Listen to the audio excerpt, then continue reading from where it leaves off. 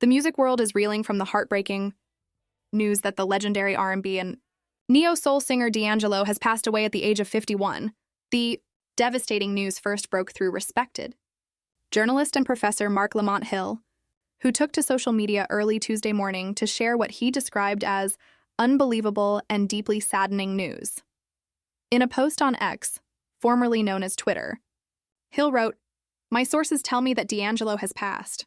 Wow, I have no words. May he rest in perfect peace." Within minutes, the post sent shockwaves through the entertainment industry and across the internet, leaving fans, musicians, and peers stunned and searching for confirmation. While official details surrounding the exact circumstances of his passing remain limited, multiple outlets, including All Hip Hop, later confirmed that D'Angelo died in New York City following a private and courageous battle with pancreatic cancer. Sources close to the family revealed that the acclaimed artist had been quietly dealing with the illness for quite some time, choosing to fight his battle away from the public eye, a decision that, in many ways, mirrors how he often approached fame itself, with mystery, grace, and an intense sense of privacy. Those who knew him best describe his final months as a period of reflection, peace, and acceptance surrounded by close family and lifelong friends who respected his wish to keep his struggle out of the spotlight. Almost immediately after the news broke, an outpouring of grief began flooding social media. Tributes from celebrities, musicians, and fans poured in by the thousands, each one reflecting just how profoundly D'Angelo's artistry shaped the sound and soul of a generation. Renowned producer DJ Premier was among the first to pay tribute, writing, "Such a sad loss to the passing of D'Angelo. We had so many great times. Gonna miss you so much. Sleep peacefully, D. Love you, King." The producer's heartfelt message struck a chord with fans who remembered the two sharing deep mutual respect during the golden age of hip-hop and soul fusion. Fellow producer The Alchemist also took to X, writing simply but powerfully, "Man, rest in peace, D'Angelo." His brief but emotional message encapsulated what many felt: shock, disbelief, and deep sorrow. Meanwhile, Tyler, the creator, known for his own musical versatility and innovation, shared a simple yet striking black-and-white photograph of D'Angelo on his Instagram, choosing not to write any words in the caption. The silence said everything, a wordless tribute to a man whose music often transcended language itself. Within hours, countless fans began resharing the post, adding their own stories of how D'Angelo's songs had guided them through heartbreak, healing, and self-discovery. Across social media, hashtags like GRIP D'Angelo and Your Soul of a Nation began trending, reflecting the immense cultural footprint he left behind. For many, D'Angelo wasn't just a musician, and he was a movement, a living embodiment of raw emotion wrapped in velvet-smooth sound. Born Michael Eugene Archer on February 11, 1974, in Richmond, Virginia, he grew up surrounded by gospel music and spiritual devotion. His father was a Pentecostal minister, and his early years were steeped in the soulful rhythms of church choirs and the passionate sermons that would later influence the spiritual undercurrent in his music. Even as a child, he displayed an uncanny musical gift, learning piano by ear and writing songs before most kids his age had learned multiplication tables. By his teenage years, his talent was undeniable, and those who knew him back then say he carried an old soul energy, calm, introspective, and almost otherworldly. That inner depth would later become his defining trait as an artist. When D'Angelo released his debut album, Brown Sugar, in 1995, the world didn't just hear a new voice, it felt a seismic shift in modern R&B. The album arrived at a time when mainstream R&B was dominated by glossy production and pop-oriented hooks. Yet here was a 21-year-old artist channeling the timeless grooves of Marvin Gaye, Stevie Wonder, and Prince, all while infusing them with his own modern sensibility. Tracks like Lady, Cruisin', and the title track Brown Sugar weren't just songs, they were statements, rich with texture, intimacy, and authenticity.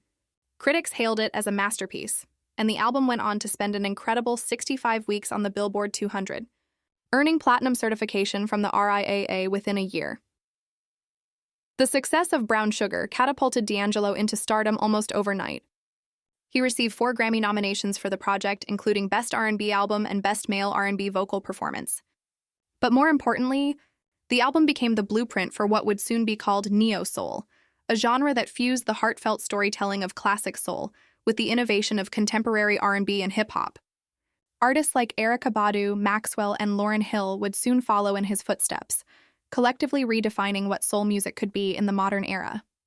But fame was a complicated companion for D'Angelo. While he loved music deeply, he was famously wary of the spotlight.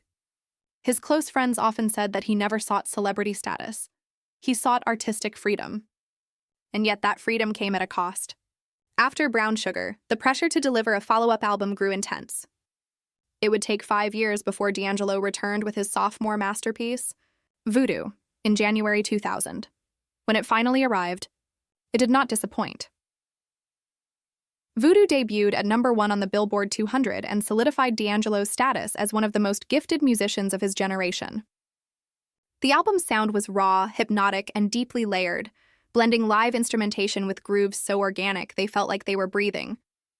Songs like Devil's Pie, Send It On, and The Root displayed his evolution as both a songwriter and a performer. But it was untitled How Does It Feel? The sultry, minimalist slow jam accompanied by its now iconic music video that pushed D'Angelo into an entirely new level of fame.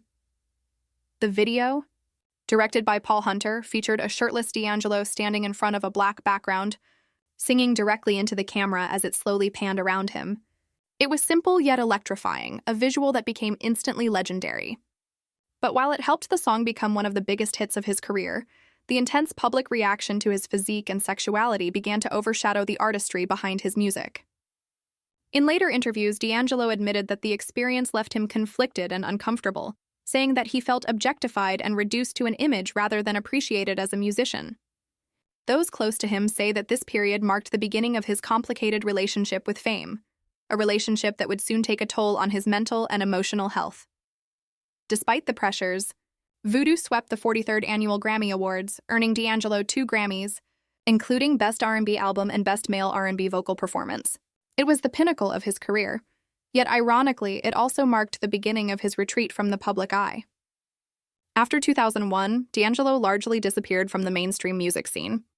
What followed were years of silence, rumors, and personal struggles. Behind the scenes, D'Angelo battled substance abuse and legal troubles, but those who knew him insist his struggles stemmed from something much deeper, a spiritual crisis brought on by the crushing expectations of fame. He reportedly turned inward, spending years rediscovering his purpose and reconnecting with his roots. Collaborators like Questlove and Amir, Love Thompson of The Roots have often spoken about those lost years, describing them not as wasted, but as a necessary period of healing and rediscovery. Then, in 2014, after nearly 15 years away, D'Angelo made one of the most remarkable comebacks in modern music history with the release of Black Messiah. The album arrived without warning, dropped suddenly in the middle of the night, a move that stunned the industry.